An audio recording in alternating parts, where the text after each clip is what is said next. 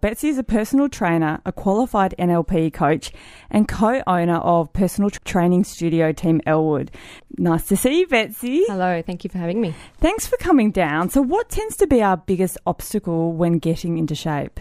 Well, Bryony, in my many years of experience as a personal trainer, you might think that it would be something to do with food or exercise, but it's actually my belief that it's a mental barrier. Many people put up unconscious barriers that might have something to do with their lack of self-belief in their ability to make change with their food and exercise. They might not really believe that they're worthy of making change, or it might be more of a confidence thing. They just don't feel confident that they can actually put those changes into place and see success from them. So it's really more mental than physical changes with food or exercise. So is it like a self-sabotaging thing, is it? Yeah, it can be, and it's really hard to, put language around and help people highlight, because a lot of these barriers tend to be unconscious, and until you're really, really aware of yourself and your actions, you might not understand why you just can't make these changes, why you can't stick to the habits you know you need to stick to with your food and exercise. It's so true, isn't it? Because I know,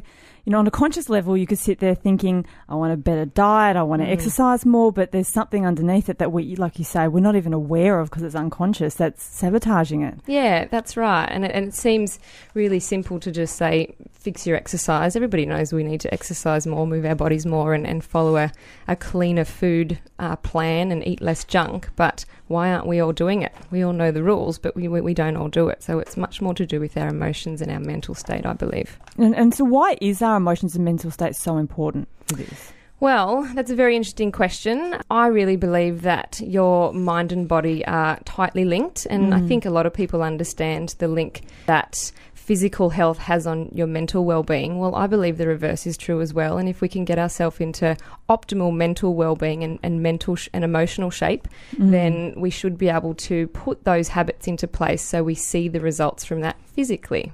So it starts up top, it starts up in the mental area. Yeah, no, I completely agree with you. Being a nutritionist, what I know is that it doesn't matter how good a food you eat, if you're in a bad emotional place, it actually is going to do more to deter your health rather than, eating bad food even. Yeah, that's right. As a nutritionist, you would understand. So why do people, given your information, why do they still get stuck in a place where they choose the chocolate or the sugar to help make them feel better? They know they shouldn't be, but what is that underlying emotional reason that's causing them to reach for that?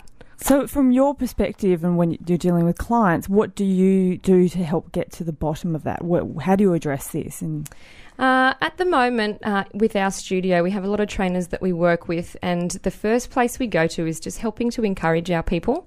So when they come to us, they don't often come thinking that they're going to get a bit of a psychological rundown. They think they're going to be given a food plan and an exercise plan. So we have to be careful about how we approach that. If we sit them down and say, I'm going to give you a psychological rundown, they'll say, well, that's not what I came here for. Yeah. So it really just starts with being very positive with them, showing lots of encouragement and belief, because they often come with very little self-belief in themselves.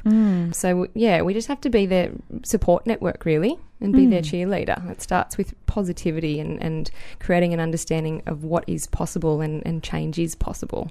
Yeah, and so and this works with your clients? Yeah.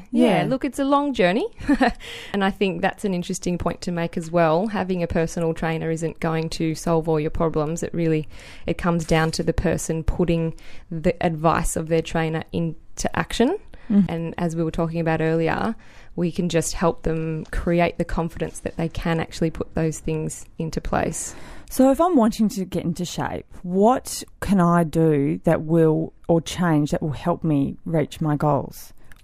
What changes can I put in place? So aside from the obvious, which is, eat better and exercise more, I think that people should be working almost as hard on their mental health as they do on their physical health. And by that I mean, I guess, following systems like goal setting or positive self-affirmations and getting that awareness that we were talking about before that a lot of people just don't have. Yeah. So often that's something as simple as slowing things down and taking time to listen to what you're thinking or listen to the way you speak to yourself. That negative self-talk. Yeah, absolutely. Yeah. And as I said, slowing down and understanding what are the things that are bouncing around in your head, what are the things and potentially the emotional and unconscious barriers that you're putting up for yourself, maybe write them down and get them out on a piece of paper. And when they're out on paper, instead of bouncing around in your head, clouding your thoughts, you can take a little bit more of an objective look at them and decide, do I actually believe that, what's going on in my head or not? Or is that just irrational and I'm just letting it take over me?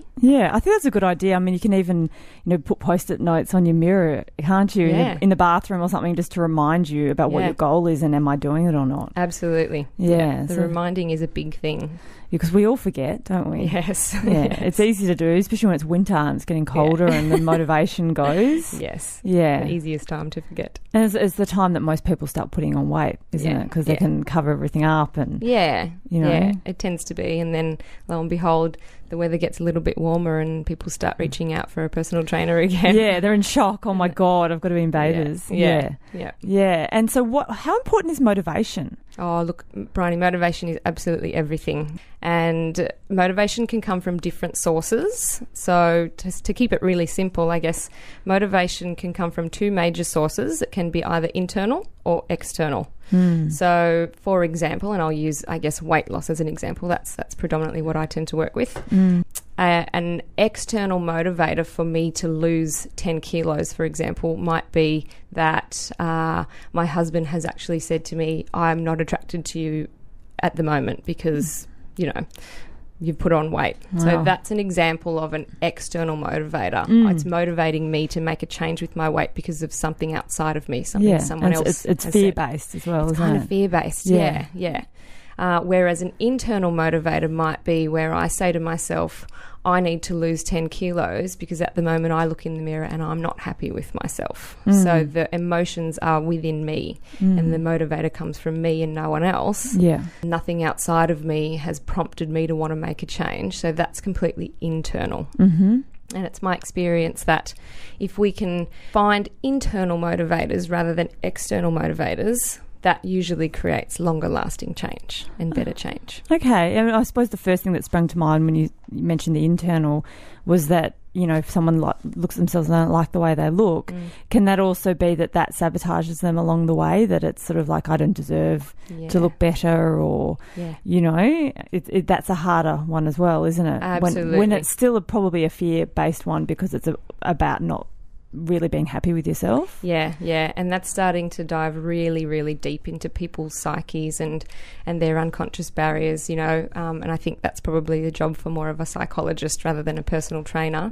But determining where did that belief come from that I'm not worthy of change or I'm not worthy of losing weight or I'm not worthy of having the body of my dreams, and targeting why that belief started and what new belief that this person can create to squelch that old belief that's stopping them from making change. So what could be a more positive way that people can look at why they'd want to make change?